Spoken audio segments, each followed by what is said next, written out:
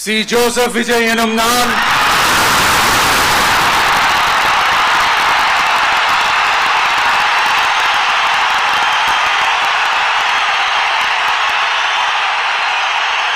சட்டப்படி அமைக்கப்பெற்ற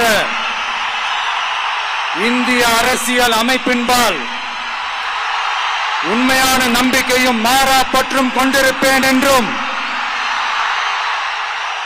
இந்திய நாட்டின் ஒப்பில்லாத முழு முதல் ஆட்சியையும் ஒருமையையும் நிலை நிறுத்துவேன் என்றும் தமிழ்நாட்டு அரசின் முதலமைச்சராக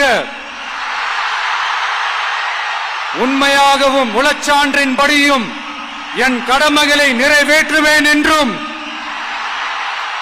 அரசியல் அமைப்பிற்கும் சட்டத்திற்கும் இணங்க அச்சமும் ஒருதலை சார்பும் இன்றி விருப்பு வெறுப்பை விலக்கி பலதரப்பட்ட மக்கள் அனைவருக்கும் நேர்மையானதை செய்வேன் என்றும் ஆண்டவன் மீது ஆணையிட்டு உறுதிமொழிகிறேன்.